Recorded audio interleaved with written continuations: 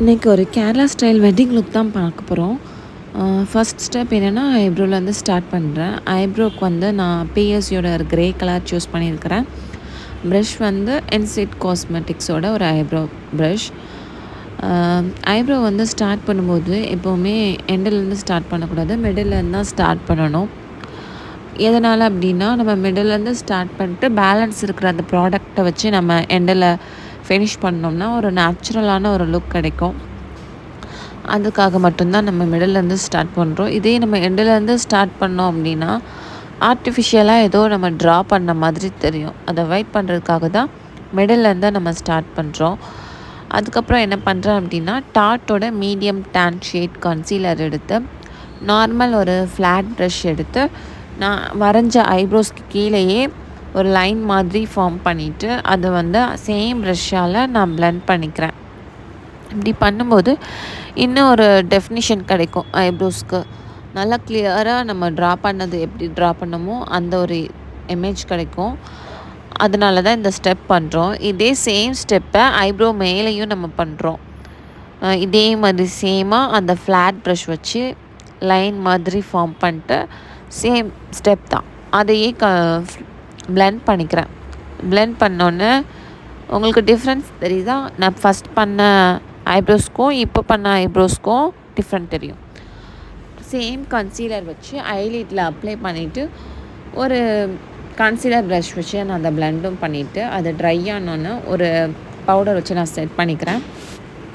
ஹுடா பியூட்டியோட ஒரு darker shade eyeshadow use பண்ணி eyeshadow finish பண்ணிக்கிறேன். அதுக்கப்புறம் கன்சீலர் பண்ணுறேன். என்னுடைய பிக்மெண்டேஷன் இருக்கிற ஏரியா எல்லாத்துலேயுமே எல்ஏ கேர்ளோட ஆரஞ்சு கரெக்டர் வச்சு ஒரு கன்சீலர் ப்ரஷ் வச்சு நான் கன்சீல் பண்ணிக்கிறேன். அதை மினிமலாக தான் எடுக்கிறேன். உங்களுக்கு பார்த்தாலே தெரியும் நான் எவ்வளோ மினிமலாக எடுத்துருக்கேன். இவ்வளோ மினிமலாக எடுத்தாலே போதுமானது.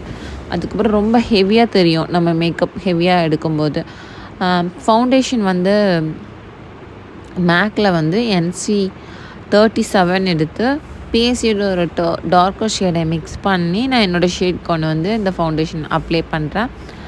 ஃபவுண்டேஷன் ப்ரஷ் வந்து பிஎஸ்சியோடது தான். அதை முடிஞ்சோடனே நான் ஃபேஸ் கொஞ்சம் ட்ரை ஆகணும் அப்படிங்கிறதுக்காக நான் ட்ரை பண்ண விடுறேன். எல்லா ஸ்டெப்புக்குமே இடையில ஒரு 10 செகண்ட் நம்ம கேப் விட்டால் நல்லது. ஹைலைட்டிங் ஏரியாவில் 2 ஷேட் லைட்டராக இருக்கிற ஒரு எல்ஏ கேர்ள் கன்சீலர் வச்சு நான் கன்சீல் பண்ணிக்கிறேன் ஹைலைட்டிங் ஏரியாவை.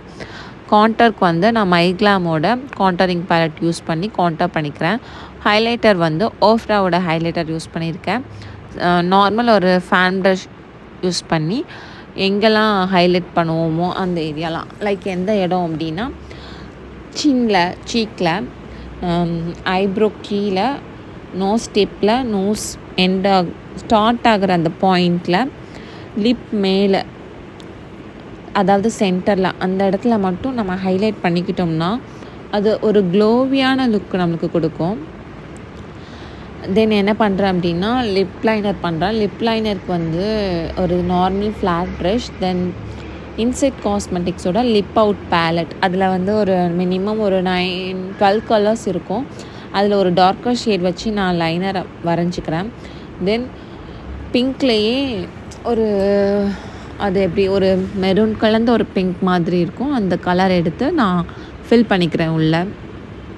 இந்த கேப்குள்ளே ஐஷேடோவில் ஃபினிஷ் பண்ணாதது, அதுக்கப்புறம் ஐலைனர், காஜல், அப்புறம் காஜலை வந்து பவுடர் வச்சு செட் பண்ணுறது, மஸ்காரா, லேஷஸ் ஒட்டுறது, இந்த மாதிரி வேலையெல்லாம் நான் முடிச்சுக்கிறேன். அதுக்கப்புறம் பேக்கில் வந்து பன் போட்டுட்டு ஃப்ரண்ட்டில் வந்து மெஸ்ஸியாக ஒரு ஹேர் ஸ்டைல் பண்ணலாம் அப்படின்னு பிளான் பண்ணியிருந்தேன். அதுக்காக இயர் டு இயர் செக்ஷன் எடுத்து அதை சென்டர் பார்ட்டிஷனாக பிரித்து கொஞ்சம் கொஞ்சமாக ஹேர் எடுத்து அதை நான் கேர்ள் பண்ணுறேன். ஒரு 30 செகண்ட் நம்ம ஹோல்ட் பண்ணி கேர்ள்ஸ் பண்ணால் அது நல்லாவே வரும். ஹாஃப்வே டன் ஆயிடுச்சு. பாதி சைடு நம்ம பண்ணணும். அதையும் பண்ணி முடிச்சிட்டேன். பண்ணி முடிச்ச பிறகு இப்படி தான் இருக்கும். இதை அப்படியே எடுத்து நம்ம வந்து சென்டரில் பஃப் எடுப்போம்ல, அதே மாதிரி பஃப்லாம் எடுக்க வேண்டாம். அந்த மாதிரி எடுத்து ஒரு பாபி பின்னை விட நாம் செக்யூர் பண்ணிக்கலாம். ஷூட்டுக்கு ரெடி ஆகிட்டேன். ஃபைனலாக என்னுடைய லுக் வந்து இப்படி தான் இருந்துச்சு. இந்த மாதிரி நிறைய லுக் க்ரியேட் பண்ண போகிறேன் இனிமேல். இந்த மாதிரி லுக்ஸ் எல்லாம் பார்க்கணும்.